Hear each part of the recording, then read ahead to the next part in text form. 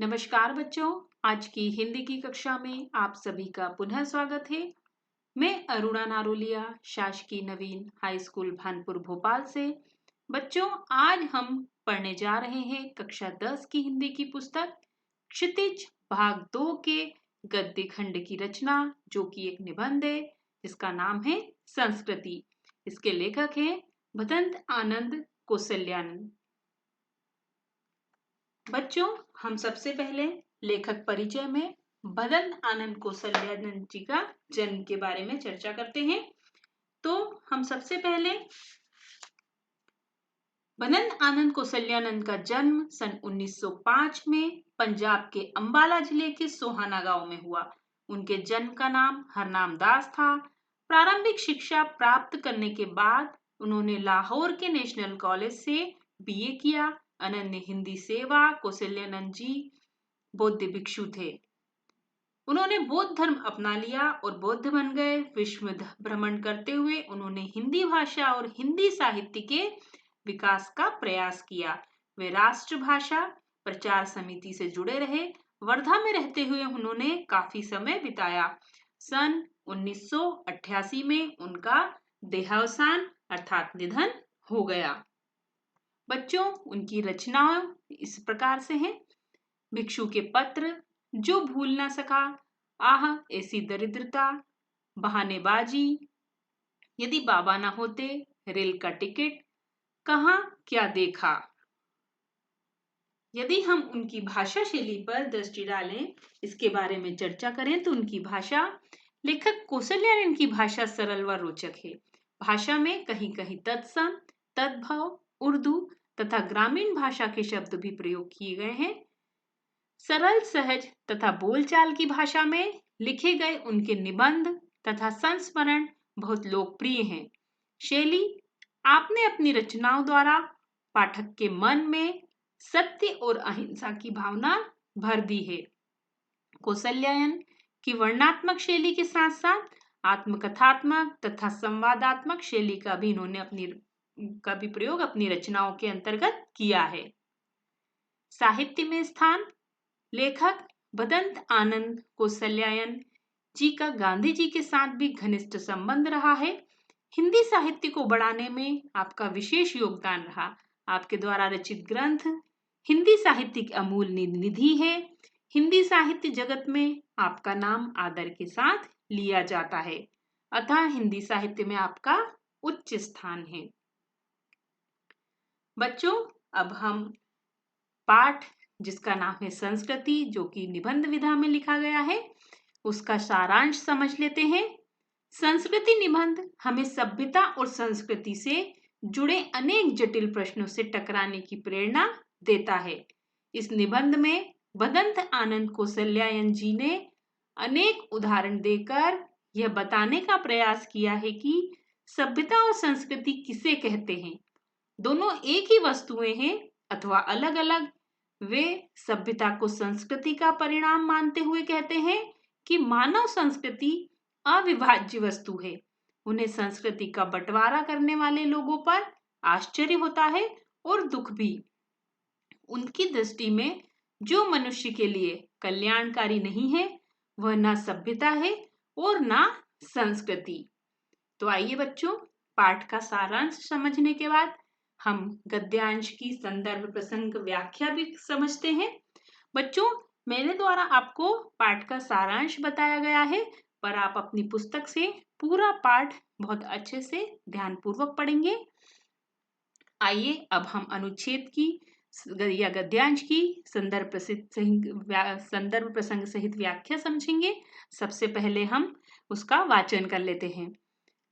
कल्पना कीजिए उस समय की जब मानव को सुई धागे का परिचय न था। जिस मनुष्य के दिमाग में पहल बात आई होगी कि लोहे के एक टुकड़े को घिसकर उसके एक सिरे को छेद कर और छेद में धागा पिरोकर कपड़े के दो टुकड़े एक साथ जोड़े जा सकते हैं, वह भी कितना बड़ा आविष्कार करता रहा होगा। तो अब हम इस गद्यांश की व्याख्या करने की कोशिश करेंगे। सबसे पहले हम संदर्भ लिखेंगे। प्रस्तुत गद्यांश हमारी पाठ्य पुस्तक क्षितिज भाग 2 में संकलित निबंध संस्कृति से लिया गया है। इसके लेखक भदंत आनंद कौसल्यायन जी हैं।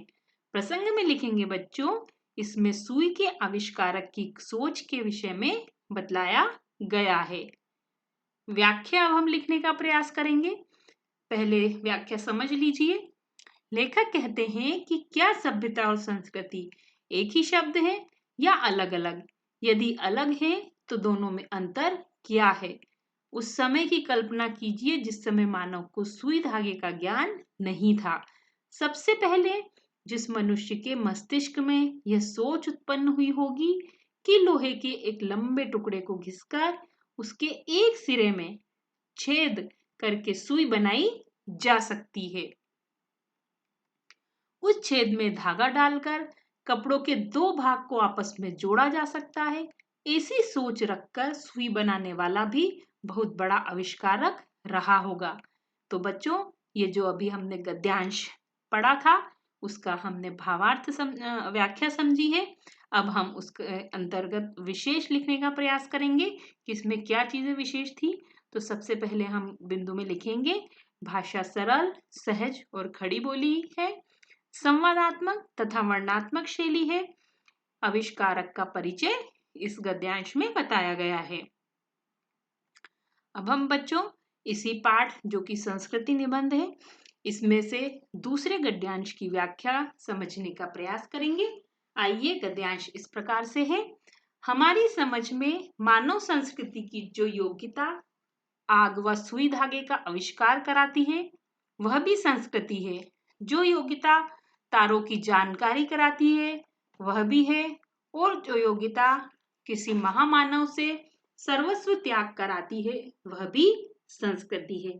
तो बच्चों, अब हम इस गद्यांश की व्याख्या लिखने का प्रयास करेंगे। सबसे पहले संदर्भ, पाठ का नाम संस्कृति और लेखक का नाम भदंत आनंद कौसल्यायन। प्रसंग में बच्चे हम लिखेंगे, लेखक ने इसमें संस्कृति के विषय में बतलाया है। अब हम इसकी व्याख्या समझ लेते हैं। संस्कृति को परिभाषित करते हुए लेखक कहता है कि हमारी समझ में तो यह आता है कि मनुष्य की जो योग्यता सुई धागे के छोटे से आविष्कार का ज्ञान कराती है वह भी संस्कृति है, तथा जो तारों अर्थात सौर मंडल की बड़ी खोजों की जानकारी कराती है वह भी संस्कृति है। इसके साथ साथ जो योग्यता किसी महापुरुष द्वारा अपना तन मन धन अर्थात सब कुछ त्याग करवाती है वह भी संस्कृति ही है। बच्चों, जो अभी हमने गद्यांश की व्याख्या समझी, अब हम उसी का विशेष लिखने का प्रयास करते हैं। पहले बिंदु में हम लिखेंगे, संस्कृति को परिभाषित किया गया है। दूसरे बिंदु में भाषा सरल, सहज तथा तत्सम प्रधान है। तीसरे बिंदु में वर्णनात्मक शैली का प्रयोग है। बच्चों, अब हम तीसरे गद्यांश जो कि पाठ से लिया गया है उसको पढ़ते हैं।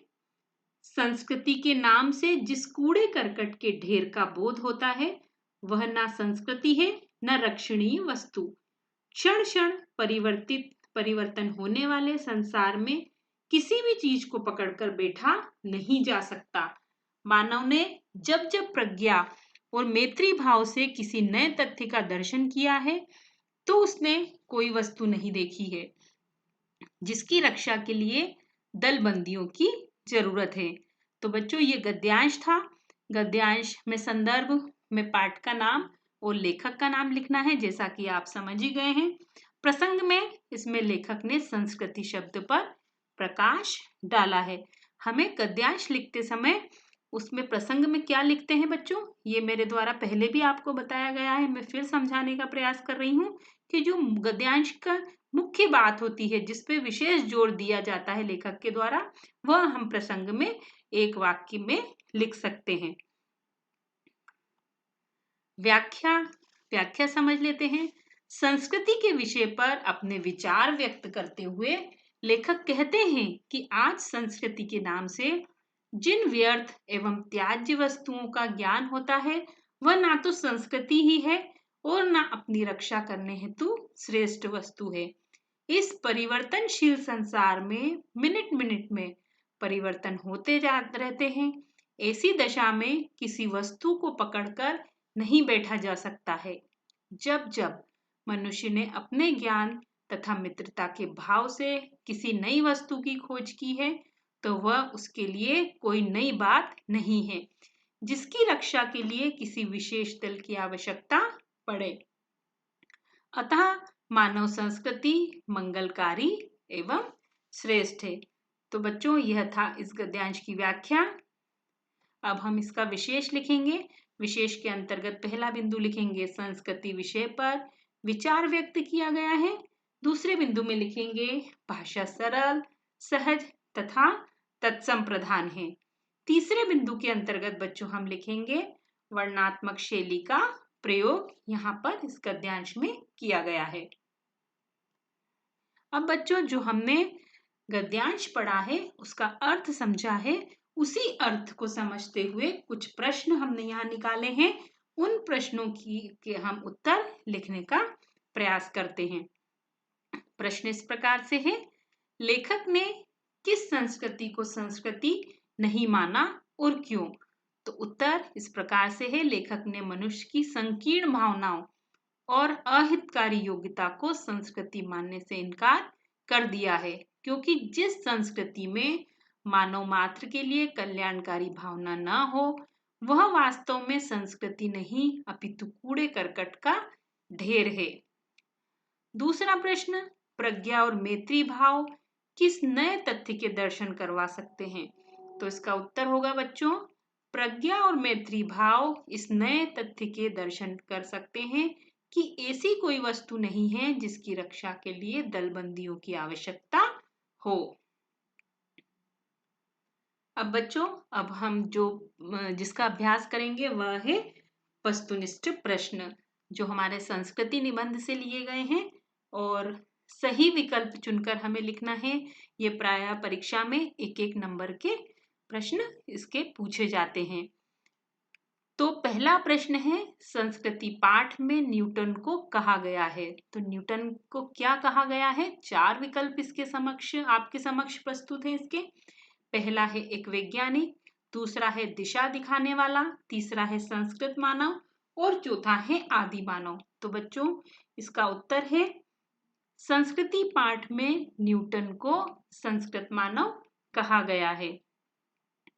दूसरा प्रश्न, मनुष्यों से मिलने वाला ज्ञान किसका परिचायक है?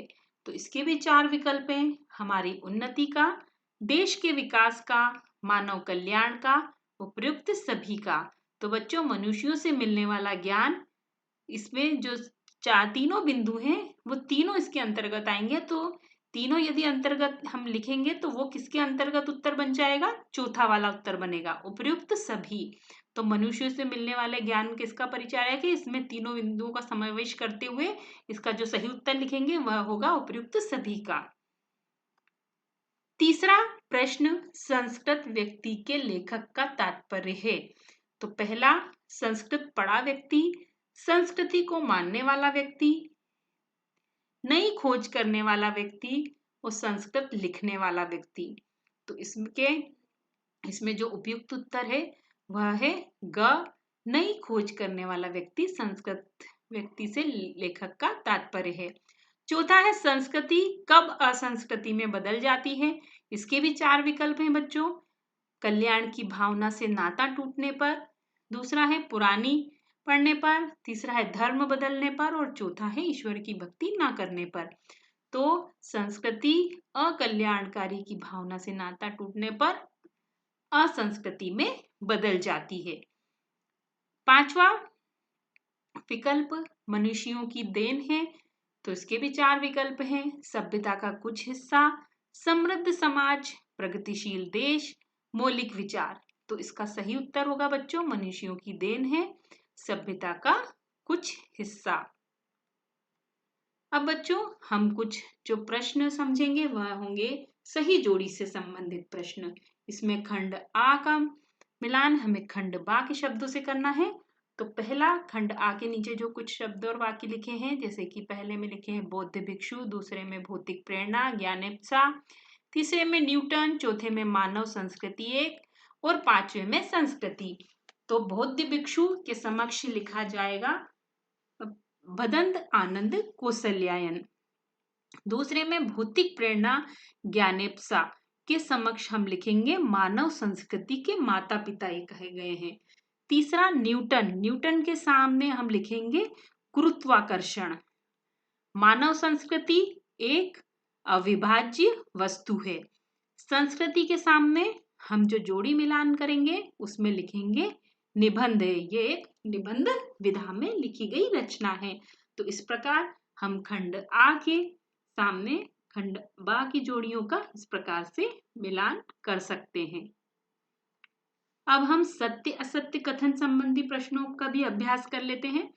पहला कथन जो आपके पटल पर प्रस्तुत है वह इस प्रकार से है, संस्कृति के नाम से जिस कूड़े करकट के ढेर का बोध होता है,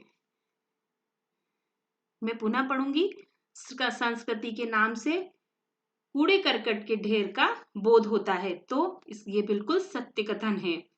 दूसरा है अवश्यंभावी का शाब्दिक अर्थ है जिसका होना निश्चित हो, तो यह भी बिल्कुल सत्य कथन है। लेखक ने मनीषी चिंतनशील व्यक्ति को कहा है, तो यह भी बिल्कुल सत्य कथन है बच्चों। चौथा है सप्तऋषि में तत्पुरुष समास का बोध होता है, तो यह एक असत्य कथन है। पांचवा है मानव शक्ति, मानव संस्कृति को विभाजित करने की चेष्टा की गई है, तो यह एक सत्य कथन है। आइए बच्चों हम एक शब्द या एक वाक्य वाले प्रश्नों का भी अभ्यास कर लेते हैं, इनका उत्तर लिखने का प्रयास करेंगे। भदंत आनंद कौशल्यानंद ने किस धर्म को स्वीकार किया था? तो ये जब मैं आपको जीवन परिचय समझा रही थी तभी मेरे द्वारा ये आपको बताया गया था, पर मैं पुनः बताऊंगी। पर यदि आप प्रस्तुति को बहुत अच्छे से सुनेंगे समझेंगे तो आप इसके उत्तर बहुत अच्छे से दे पाएंगे। तो भदंत आनंद कौशल्यानंद ने बौद्ध धर्म को स्वीकार किया था। कौशल्यायन ने देश विदेश में किस भाषा का प्रसार किया? तो इसका उत्तर ये भी मेरे द्वारा बताया जा चुका है प्रारंभ में। कौशल्यायन ने देश विदेश में हिंदी भाषा का प्रचार प्रसार किया। तीसरा प्रश्न, मानव संस्कृति के माता पिता किसे कहा गया है? तो बच्चों इसका उत्तर है मानव संस्कृति के माता पिता भौतिक प्रेरणा और ज्ञानेप्सा को कहा गया है। चौथा प्रश्न जो है आपके पटल पर प्रस्तुत है वह इस प्रकार से है, यथोचित में कौन सा समास है? तो बच्चों आपको ये उत्तर बहुत आसान लग रहा होगा और आप तुरंत इसका उत्तर देंगे। यथोचित में अव्ययीभाव समास है। अविभाज्य का शाब्दिक अर्थ क्या है? अविभाज्य का शाब्दिक अर्थ है जो बांटा ना जा सके। ये भी एक एक नंबर से पूछे जाने वाले प्रश्न थे बच्चों। अब है प्रश्न अभ्यास जो कि पाठ्य पुस्तक से लिए गए प्रश्न हैं। आइए उनको भी हम समझ लें, उनको भी लिखने का प्रयास करें। पहला प्रश्न आपके समक्ष इस प्रकार से है, लेखक की दृष्टि में सभ्यता और संस्कृति की सही समझ अब तक क्यों नहीं बन पाई है? तो इसका उत्तर इस प्रकार से होगा बच्चों, लेखक की दृष्टि में सभ्यता और संस्कृति शब्दों का प्रयोग बहुत मनमाने ढंग से होता रहा है, यहाँ तक कि उनके साथ भौतिक और आध्यात्मिक जैसे विशेषण जोड़े जाते रहे हैं। इन विशेषणों के कारण इन शब्दों की समझ और अधिक गड़बड़ा जाती है। दूसरा प्रश्न है बच्चों, आग की खोज एक बहुत बड़ी खोज क्यों मानी जाती है? इस खोज के पीछे रही प्रेरणा के मुख्य स्रोत क्या रहे होंगे? तो इसका उत्तर हम इस प्रकार से लिखेंगे बच्चों, आग की खोज एक बहुत बड़ी खोज इसलिए मानी जाती है क्योंकि इसके पीछे जो कारण है वह संभवतः पेट की ज्वाला है। इसी खोज का ही परिणाम है कि आज घर घर में चूल्हे जल रहे हैं। अतः जिस आदमी ने सबसे पहले आग का आविष्कार किया वह एक बहुत बड़ा आविष्कारकर्ता रहा होगा। तीसरा प्रश्न, वास्तविक अर्थों में संस्कृत व्यक्ति किसे कहा जा सकता है? तो बच्चों, आप संस्कृत व्यक्ति से क्या समझते हैं, ये आपको मैं समझाऊंगी। वास्तविक अर्थों में संस्कृत व्यक्ति उसे कहा जाता है जो अपनी बुद्धि या विवेक से किसी नई चीज की खोज करता है। पर आप समझ रहे होंगे संस्कृत व्यक्ति को कि संस्कृत व्यक्ति संस्कृत पढ़ा लिखा या संस्कृत भाषा जानने वाला व्यक्ति होगा, पर ऐसा नहीं है। इस पाठ में संस्कृत व्यक्ति से आशय वास्तविक अर्थों में संस्कृत व्यक्ति उसे कहा जाता है जो अपनी बुद्धि या विवेक से किसी नई चीज की खोज करता है, मतलब आविष्कार करता, अर्थात जिसने अपनी योग्यता के बल पर कोई नई खोज की हो, वही वास्तविक अर्थों में संस्कृत व्यक्ति कहलाने के योग्य है। चौथा प्रश्न, न्यूटन को संस्कृत मानव कहने के पीछे कौन से तर्क दिए गए हैं? तो न्यूटन द्वारा प्रतिपादित सिद्धांतों एवं ज्ञान की कई दूसरी बारीकियों को जानने वाले लोग भी न्यूटन की तरह संस्कृत नहीं कहला सकते। क्यों? इसका उत्तर लिखेंगे बच्चों, न्यूटन को संस्कृत मानव कहने के पीछे लेखक ने यह तर्क दिया कि न्यूटन ने गुरुत्वाकर्षण के सिद्धांत का आविष्कार किया था, अतः वह संस्कृत मानव था। आज के युग का भौतिक विज्ञान का विद्यार्थी न्यूटन के गुरुत्वाकर्षण से तो परिचित है ही, लेकिन उसके साथ उसे और भी अनेक बातों का ज्ञान प्राप्त है जिनसे शायद न्यूटन अपरिचित नहीं रहे। न्यूटन द्वारा प्रतिपादित सिद्धांतों एवं ज्ञान की कई दूसरी बारीकियों को जानने वाले लोग भी न्यूटन की तरह संस्कृत नहीं कहला सकते, क्योंकि ऐसा होने पर आज हम भौतिक विज्ञान के विद्यार्थी को न्यूटन की अपेक्षा अधिक सभ्य भले ही कह लें, परंतु न्यूटन जितना संस्कृत नहीं कह सकते। अगला प्रश्न, किन महत्वपूर्ण आवश्यकताओं की पूर्ति के लिए सुई धागे का आविष्कार किया गया होगा? तो इसका उत्तर लिखेंगे बच्चों, शरीर पर सिले हुए कपड़े पहनने, फटे हुए कपड़ों को सिलने, सजाने जैसी इत्यादि महत्वपूर्ण आवश्यकताओं की पूर्ति के लिए सुई धागे का आविष्कार हुआ होगा। अगला प्रश्न, मानव संस्कृति एक अविभाज्य वस्तु है, किन्हीं दो प्रसंगों का उल्लेख कीजिए। जब पहला प्रसंग है मानव संस्कृति को विभाजित करने की चेष्टा की गई, और ख जब मानव संस्कृति ने अपने एक होने का प्रमाण दिया। तो हम पहले में लिखेंगे, जब मानव संस्कृति को विभाजित करने की चेष्टा की गई, तब समाज में खून खराबा एवं अराजकता फैली, जैसे मंदिर मस्जिद का मामला। दूसरा, किसी भी सार्वजनिक कार्य में मानव संस्कृति अपने एक होने का प्रमाण देती है, जैसे वृक्षारोपण आदि। अगला प्रश्न 7, आशय स्पष्ट कीजिए। मानव की जो योग्यता उससे आत्मविनाश के साधनों का आविष्कार कराती है, हम उसे उसकी संस्कृति कहें या असंस्कृति? तो इसका उत्तर हम इस प्रकार से लिखेंगे, आशय लिखेंगे, जब मनुष्य की योग्यता उससे उसी के विनाशक साधनों जैसे परमाणु बम आदि का आविष्कार करवाती है, तब हम उसे उसकी असंस्कृति ही कहेंगे, क्योंकि संस्कृति तो कल्याणकारी होती है। अब बच्चों, कुछ पाठ की विषय वस्तु पर आधारित प्रश्नोत्तर लिखने का भी अभ्यास हम कर लेते हैं। लेखक के अनुसार सभ्यता क्या है? पहला प्रश्न है, तो इसका उत्तर हम लिखेंगे बच्चों, लेखक के अनुसार सभ्यता संस्कृति का परिणाम है।